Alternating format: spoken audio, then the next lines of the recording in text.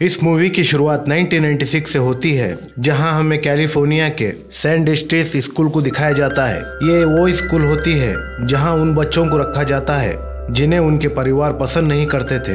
इसी स्कूल में हमें क्लेयर्स और फ्रांसिस को दिखाया जाता है, जो अपने अपने रूम में बैठे हुए होते हैं और उनके रूम मेंटल अस्पताल की तरह होते हैं और वो एक दूसरे से प्यार करते थे। फ्रांसिस काफी ज्यादा डरी हुई होती है, तो क्लेयर्स उसे पूछता है, तुम्हें डॉक्टर ने क्या कहा?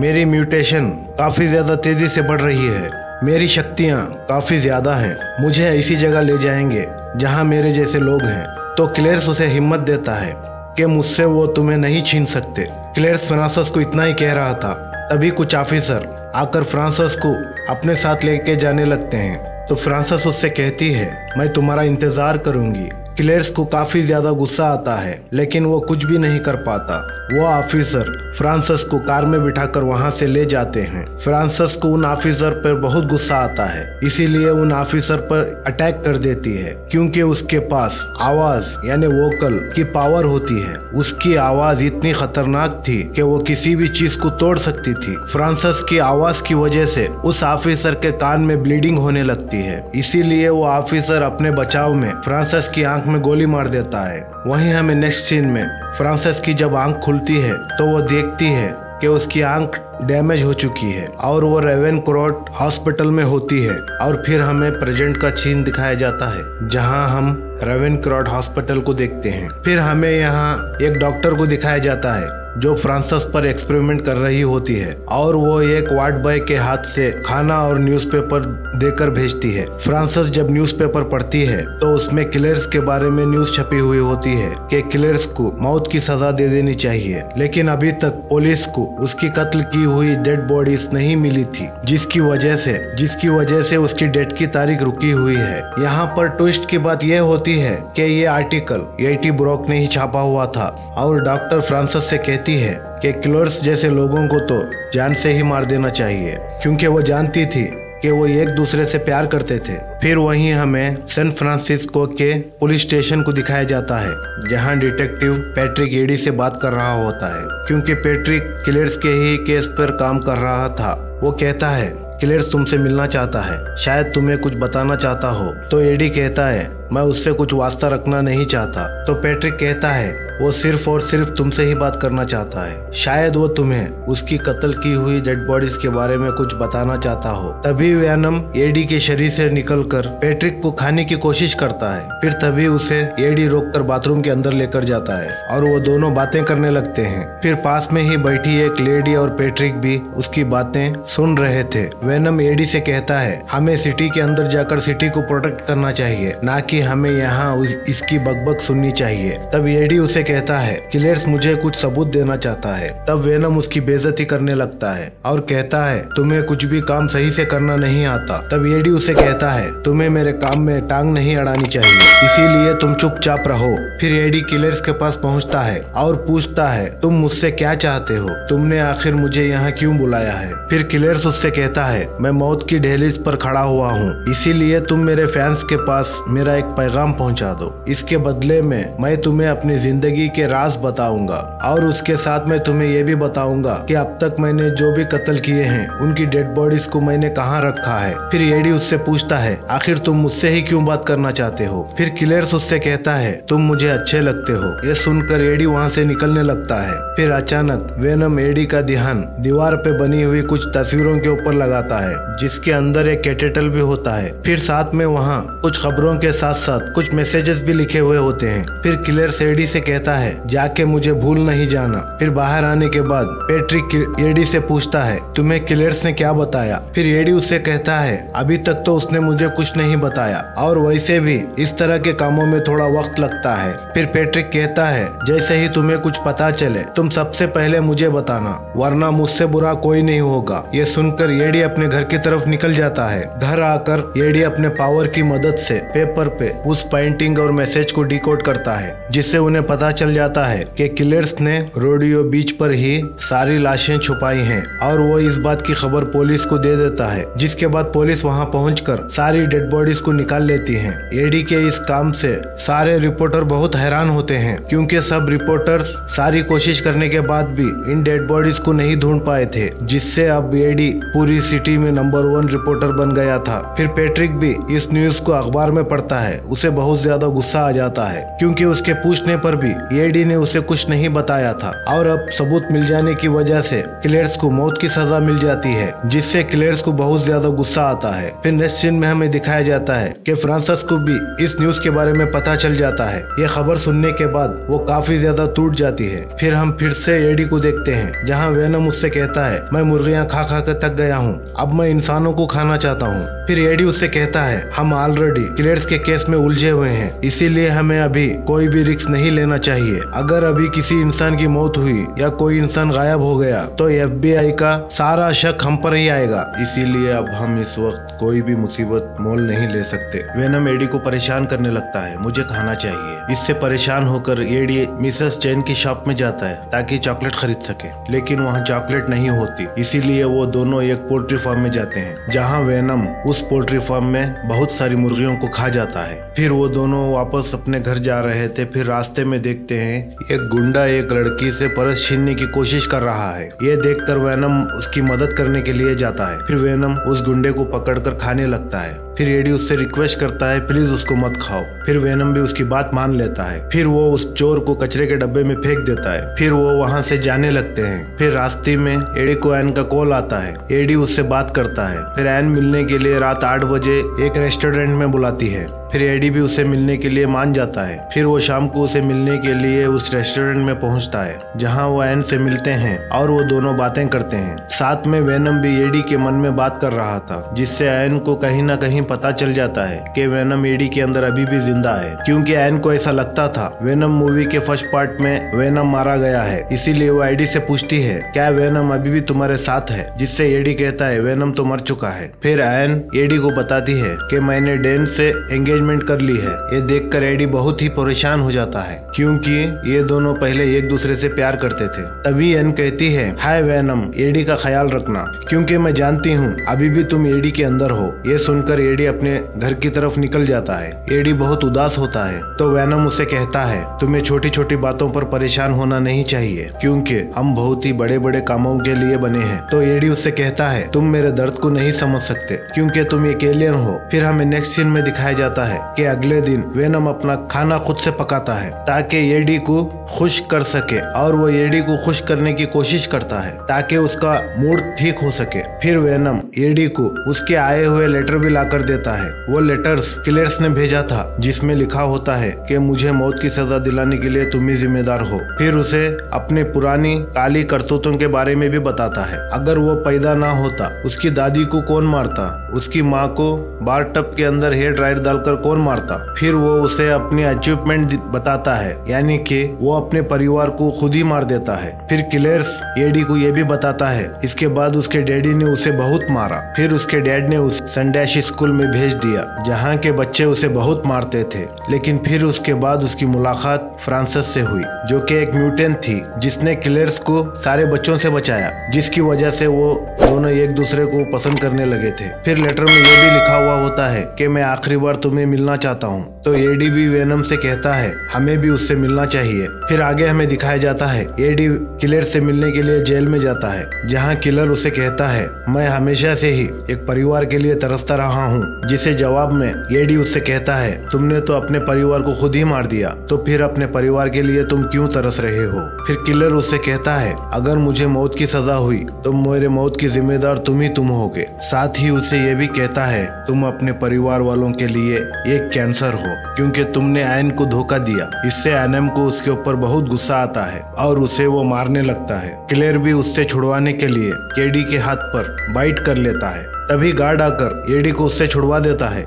एडी वहाँ से जाने लगता है तो क्लेयर उससे कहता है, मैंने पहले भी खून को चखा है लेकिन तुम्हारा खून कुछ अलग है। फिर नेक्स्ट सीन में हमें दिखाया जाता है एडी को जब क्लेयर्स ने काटा था, वेनम का छोटा सा टुकड़ा क्लेयर्स के मुंह में ही रह गया था, जिससे अब कार्नेज का जन्म होगा। फिर हम देखते हैं एडी अपने घर पहुंचता है। फिर वेनम उससे माफी मांगता है, मुझे ऐसा नहीं करना चाहिए था। फिर एडी उससे कहता है, तुम्हें अपने आप पर कंट्रोल करना चाहिए, क्योंकि अगर तुम क्लेयर्स को मार दिया होता तो उसका मर्डर का इल्जाम मेरे ऊपर आ गया होता। लेकिन तुम ये सब चीजों के बारे में कहाँ सोचते हो, तुम तो सिर्फ अपने बारे में सोचते हो। तो वेनम उससे कहता है, मेरे आने से पहले तुम एक लूजर थे, तुम्हारी कोई औकात नहीं थी, मैंने तुम्हें हीरो बनाया। फिर इन्हीं बातों को लेकर उन दोनों में बहस हो जाती है। फिर एडी वेनम को कहता है, मैं तुम्हें सिर्फ झेल रहा हूँ। तो वेनम उससे कहता है, मेरी वजह से ही तुम फेमस हुए हो। फिर इन्हीं बातों की वजह से उन दोनों में हाथापाई स्टार्ट हो जाती है, जिससे एडी को बहुत गुस्सा आता है और वो वेनम को यहाँ से जाने के लिए कहता है। फिर वेनम को भी बहुत गुस्सा आता है। फिर वो रूम में तोड़फोड़ करने लग जाता है। फिर वो एडी को बहुत मारता है। फिर गुस्से में एडी का शरीर छोड़ के निकल जाता है। जहाँ से जाते वक्त वो एडी की बाइक को भी तोड़ देता है। फिर हमें नेक्स्ट सीन में क्लेयर्स को दिखाया जाता है, जिसे आज मौत की सजा देनी थी। फिर उसे इंजेक्शन देकर जान से मारा जाता है। क्लेयर्स की बॉडी में मौजूद वेनम का टुकड़ा विरोध करना स्टार्ट कर देता है। फिर धीरे धीरे एक नए सिमरोड का जन्म होता है, जिसका नाम कार्निज होता है। ये देखकर सभी लोग वहाँ से डरकर भागने लगते हैं। कार्निश वहाँ से बाहर निकलकर सभी लोगों को मार देता है। कार्निश बहुत ही बड़ा और पावरफुल होता है और वो सभी ऑफिसरों को मारकर खा जाता है और फिर सभी जेल के कैदियों को आजाद करके बाहर निकाल देता है। फिर हमें एडी को दिखाया जाता है, जो अपने घर की हालत ठीक कर रहा था, और वो जब रात को न्यूज देखता है तो उसे पता चलता है क्लेयर्स जेल से भाग गया है। ये देखकर एडी काफी ज्यादा परेशान हो जाता है। तभी उसके डोर को कोई जोर से नॉक करता है। जब एडी अपना दरवाजा खोलता है तो पैट्रिक होता है। फिर पैट्रिक पूरे कांड का जिम्मेदार एडी को ठहराता है। तो एडी उससे कहता है, मुझे कुछ नहीं पता क्लेयर्स वहाँ से कैसे भाग गया, तो तुम मुझे इसका जिम्मेदार नहीं ठहरा सकते। फिर पैट्रिक उससे कहता है, क्लेयर्स ने आखिरी बार सिर्फ तुमसे मुलाकात की थी, तो हो सकता है तुम भी उसके साथ मिले हुए हो, इसीलिए मैं यहाँ आया था, क्योंकि मुझे लगा शायद तुम्हें वो मिलने आया होगा। फिर एडी उससे कहता है, मेरा तो उससे कुछ वास्ता नहीं है। फिर पैट्रिक वहाँ से चला जाता है। फिर नेक्स्ट सीन में हमें दिखाया जाता है वेनम धीरे धीरे से बॉडीज को चेंज कर रहा है, क्योंकि उसे अपने हिसाब की कोई भी बॉडी नहीं मिल पा रही थी। फिर वो एक लड़की के अंदर चला जाता है, जहाँ वो अपने फुल शेप में आ जाता है, क्योंकि वहाँ एक पार्टी चल रही थी जिसमें बहुत से लोग वहाँ पर कॉस्ट्यूम पहन कर आए थे, इसलिए सभी समझ रहे थे वेनम ने भी कॉस्ट्यूम पहन के आया है और वो काफी ज्यादा बड़ा और स्मार्ट लग रहा था, इसलिए वहाँ पर सब लोग उसकी तारीफ करते हैं। फिर उसके साथ सेल्फी खिंचाते हैं। फिर हमें दूसरी तरफ क्लेयर्स को दिखाया जाता है, जो एक कार चुरा कर भाग रहा होता है। क्लेयर्स कॉर्निश से बातें कर रहा होता है, जिस तरीके से एडी वेनम से बातें करता था। कॉर्निश क्लेयर्स को कहता है, मेरे अलावा इस दुनिया में सिर्फ एक ही सिम्योट है, वो है वेनम। अगर हम दोनों मिलकर उसे खत्म कर दे तो इस पूरी दुनिया में सिर्फ हमारा ही राज होगा। तो क्लेयर्स उससे कहता है, मुझे सबसे पहले अपनी फ्रांसिस को छुड़वाना है। फिर इसी बात से उन दोनों में डील हो जाती है, लेकिन क्लेयर्स को ये नहीं पता होता फ्रांसिस कहाँ है। फिर हमें वेनम को दिखाया जाता है, जो कि उस पार्टी में काफी ज्यादा मजे कर रहा होता है, लेकिन साथ ही वो बहुत ज्यादा एडी को भी मिस कर रहा होता है। फिर नेक्स्ट सीन में हमें दिखाया जाता है एडी वही स्कूल पहुंचता है जहां क्लेयर्स को रखा गया था। फिर वहां उसे एक पेड़ पर FB लिखा मिलता है और वो पैट्रिक को कॉल करता है और उससे पूछता है FB का मतलब क्या है। तो पैट्रिक उसे बताता है FB का मतलब फ्रांसिस बेरिसन है, लेकिन उससे बताता है वो तो मर चुकी है, क्योंकि जब उसको लेकर जा रहे थे मैंने उसकी आंख में गोली मार दी थी। फिर हमें क्लेयर्स को दिखाया जाता है, जो एक शॉप में जाकर उसके ओनर को मार देता है। फिर वो वहाँ रखे कंप्यूटर को भी हैक करके फिर उस सीक्रेट लोकेशन रेवेनक्रूट के बारे में भी पता कर लेता है। क्लेयर्स वहाँ पहुंचकर कार्नेज की मदद से सबसे पहले डॉक्टर को मार देता है। फिर वो फ्रांसिस को मिलता है, दोनों एक दूसरे को देखकर काफी खुश होते हैं। फिर कार्निश फ्रांसिस को आजाद कर देता है। फिर वो तीनों वहाँ से भागने लगते हैं। फिर पुलिस को भी उनके बारे में पता चल जाता है। फिर पुलिस इनका पीछा करने लगती है, लेकिन कार्निश सारी पुलिस की गाड़ियों को एक एक करके उठाकर फेंकने लगता है, सारे पुलिस वालों को जान से मार देता है। फिर नेक्स्ट सीन में वेनम मिसेस चेन के शॉप में पहुंचता है, उनके शरीर के अंदर चला जाता है। फिर हमें एडी को दिखाया जाता है जिसे पुलिस अपने कस्टडी में ले लेती है, क्योंकि एडी के घर के पास उन पुलिस वालों को काफी सारे डेड बॉडीज मिली थी जो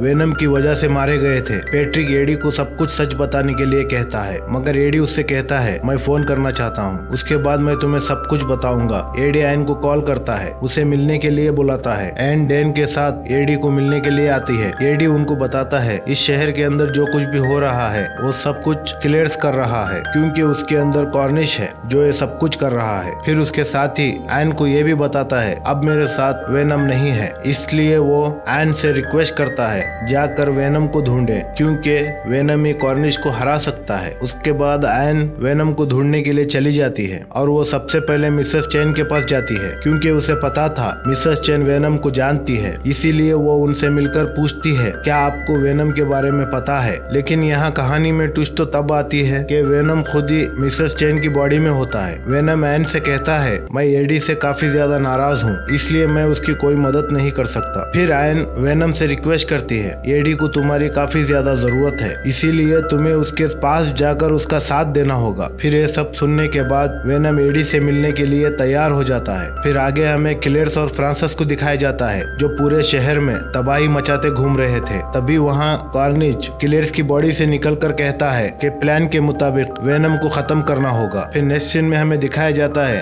एन एडी से मिलने के लिए जाती है और वेनम भी उसी के अंदर होता है। फिर वो तीनों वहाँ से दीवार तोड़कर भाग जाते हैं। फिर वेनम एडी को सॉरी बोलने के लिए कहता है, फिर एडी भी वेनम से माफी मांग लेता है। फिर वो एन को डैन के साथ घर भेज देता है। फिर हमें आगे पैट्रिक को दिखाया जाता है जो सड़कों पर एडी को ढूंढ रहा होता है। तभी उसे क्लेयर्स दिखता है और वो उस पे फायरिंग करने लगता है, लेकिन तभी कार्निश बाहर आ जाता है और वो पैट्रिक को अपने साथ पकड़ कर ले जाता है। फिर हमें फ्रांसिस को दिखाया जाता है जो एडी को ढूंढते हुए उसके घर पर जाती है, जहाँ पर उसे एन की एंगेजमेंट रिंग मिलती है जो एन ने एडी को वापस लौटा दी थी, और वो रिंग को वहाँ से उठा लेती है। तभी उसे एडी का फोटो दिखता है जिसमें एन के नए घर की पिक्चर होती है। फिर फ्रांसिस एन को पकड़ने के लिए उसके घर पहुंच जाती है, जहां पर एन और डैन वहां से जाने की तैयारी कर रहे होते हैं। तभी वहां फ्रांसिस एन के पास जाकर उसे बेहोश कर देती है। फिर वह डैन के पास जाकर कहती है अगर तुम एन को बचाना चाहते हो तो तुम इस लोकेशन पर पहुंच जाना। ये कहकर फ्रांसिस वहां से चली जाती है। डैन काफी घबरा जाता है और वो एडी को फोन करके बताता है कि फ्रांसिस एन को कैथेड्रल में लेकर गई है। फिर एडी भी वहां जाने के लिए निकल जाता है। फिर हमें कैथेड्रल को दिखाया जाता है जहां पर फ्रांसिस और क्लेयर्स शादी करने वाले थे। वहां पर उन्होंने पैट्रिक और एन को बंदी बनाया होता है, क्योंकि उन्हें पता था एडी भी वहां पहुंच जाएगा। फिर नेक्स्ट सीन में हम देखते हैं वेनम और एडी भी वहां पहुंच जाते हैं, जहां वेनम कॉर्निश को देखता है वो डर के एडी के अंदर छुप जाता है। एडी वेनम से पूछता है तुम बाहर क्यों नहीं आ रहे हो, तो वेनम उसे बताता है वो कॉर्निश है जो कि बहुत ज्यादा ताकतवर और चालाक होते हैं। ये सुनकर एडी उससे कहता है तुम बस बाहर आ जाओ, जिसके बदले में तुम जिसे चाहे उसे खा सकते हो और मैं कभी भी तुम्हें इंसानों को खाने से मना नहीं करूंगा। ये सुनते ही वेनम में जोश आ जाता है और वो कॉर्निश पे अटैक कर देता है और उन दोनों के बीच में फाइट शुरू हो जाती है और वेनम भी अपनी पूरी ताकत के साथ कॉर्निश को मार रहा होता है। तभी कॉर्निश उसे पकड़ लेता है, फिर उसे दीवार से लगाकर इंसर्ट करने लगता है। फ्रांसिस की सोनिक पावर की वजह से कॉर्निश को बहुत ज्यादा दिक्कत हो रही थी, इसीलिए वो उसे अपना मुंह बंद करने के लिए कहता है। फिर फ्रांसिस पैट्रिक को मारने के लिए उसके पीछे जाती है, क्योंकि पैट्रिक ने ही उसकी आंख पर गोली चलाई थी, इसीलिए फ्रांसिस अपना बदला लेने के लिए पैट्रिक की एक आंख फोड़ देती है। फिर वेनम कॉर्निश पर हमला करके उसे अपने आप से दूर फेंक देता है। फिर डैन वहां पर मौके का फायदा उठाकर कॉर्निश पर पेट्रोल डालकर उसे जलाने की कोशिश करता है, क्योंकि उसे एन ने बताया हुआ होता है सिमराइट को स्टीम हीट और साउंड से प्रॉब्लम होती है। तभी उसमें पेट्रोल खत्म हो जाता है। फिर कॉर्निश डैन पर हमला करने ही वाला होता है, तभी वहां पर वेनम आकर उसे बचा लेता है। फिर कैथेड्रल में बहुत बड़ा घंटा भी होता है जो क्लॉक के साथ बज रहा था, जिसकी वजह से दोनों ही सिमरोड अपने होस्ट की बॉडी से अलग होने लगते हैं और जैसे ही साउंड शांत होता है और वो दोनों वापस से लड़ने लग जाते हैं। फिर वेनम कॉर्निश को पकड़कर कैथेड्रल की दीवारों पे मारने लगता है। फिर कॉर्निश भी अपने आप को संभाल लेता है और वेनम पे वो अटैक करता है। फिर वेनम दूर जाकर गिरता है। फिर कॉर्निश एन को लेकर कैथेड्रल के टॉप पर जाने लगता है, जिससे कैथेड्रल का मलबा वेनम के ऊपर गिर जाता है। वेनम उसके अंदर दब जाता है। वेनम एडी से कहता है इस बार की जंग हम नहीं जीत सकते क्योंकि कार्निश मुझसे ज्यादा ताकतवर है। फिर नेक्स्ट सीन में कार्निश के फ्रांसिस को भी पकड़ के मारने लगता है क्योंकि उसकी आवाज की वजह से उसे बहुत प्रॉब्लम हो रही थी। क्लेयर्स फ्रांसिस को बचाने के लिए कार्निश से अलग होने की बहुत कोशिश करता है लेकिन वो उससे अलग नहीं हो पाता। वेनम भी ये सब कुछ देख रहा होता है। फिर वो समझ जाता है कि वो दोनों आपस में पूरी तरीके से नहीं जुड़े हुए हैं। एडी भी वेनम से कहता है सिर्फ और सिर्फ हम ही एक परफेक्ट मैच है और हमारे अलावा और कोई भी परफेक्ट मैच नहीं हो सकता। ये सुनते ही वेनम में बहुत ज्यादा जोश आ जाता है। फिर वो पत्थरों से बाहर आ जाता है। फिर वेनम एक रोड को उठाकर कैथेड्रल की टॉप की तरफ बढ़ने लगता है। फिर कार्निश आयन को खाने ही वाला होता है। तभी वेनम कार्निश के सर पर उस रोड को घुसा देता है जिससे आयन नीचे गिरने लगती है, लेकिन सही वक्त में वेनम उसे बचा लेता है। तभी कार्निश वेनम पे अटैक कर देता है लेकिन फिर भी वेनम आयन को नीचे सुरक्षित ले आता है। फिर आयन को नीचे उतारने के बाद फिर वेनम ऊपर आ जाता है लेकिन अब वेनम काफी ज्यादा कमजोर हो गया था। लेकिन कार्निश बार बार वेनम पर वार कर रहा था। फिर तभी फ्रांसिस भी होश में आ जाती है। ये देखकर वेनम उसे नीचे धक्का दे देता है जिसे वो नीचे गिरते वक्त घबराहट में चिल्लाने लगती है जिसकी वजह से कैथेड्रल की दीवारें और कांच टूट जाती हैं और इतनी ज्यादा हाई फ्रीक्वेंसी की वजह से दोनों सिमरोड भी होश से अलग हो जाते हैं। सभी नीचे गिर रहे होते हैं। तभी कैथेड्रल का बहुत बड़ा घंटा आकर फ्रांसिस के ऊपर गिर जाता है जिससे उसकी वही मौत हो जाती है। फिर हमें दिखाया जाता है डैन और आयन मिलकर वेनम को एडी के पास पहुंचाते हैं जिससे वेनम वापस से अपने शेप में आ जाता है। फिर किलर्स भी जमीन पर गिर जाता है। उससे कार्निश भी अलग हो जाता है। कार्निश किलर्स से मिलने के लिए उसके पास जाने लगता है। तभी वेनम उसे पकड़ लेता है और उसे कच्चा ही खा जाता है और वहीं किलर्स को भी पकड़कर उसे मार देता है। तभी वहाँ पुलिस भी आ जाती है। ये देखकर एडी, डैन और एन वहाँ से भागने लगते हैं जहाँ एडी डैन को कहता है तुम एन को अपने साथ ले जाओ। फिर हम देखते हैं उस हादसे में पैट्रिक भी जिंदा बच जाता है। उसकी आंखें नीली पड़ गई थी। फिर हम देखते हैं वेनम और एडी बीच के किनारे बैठे हुए होते हैं। फिर वेनम भी उसे घुमाने के लिए थैंक्स कहता है और फिर वो एडी से पूछता है अब हम कहाँ जाएंगे। फिर एडी उससे कहता है हम ऐसी जगह जाएंगे जहाँ दुनिया को हमारी जरूरत हो। फिर इसी के साथ ये मूवी एंड हो जाती है। मूवी पसंद आने पर लाइक, शेयर, सब्सक्राइब और कमेंट करना ना भूलें। Thank you.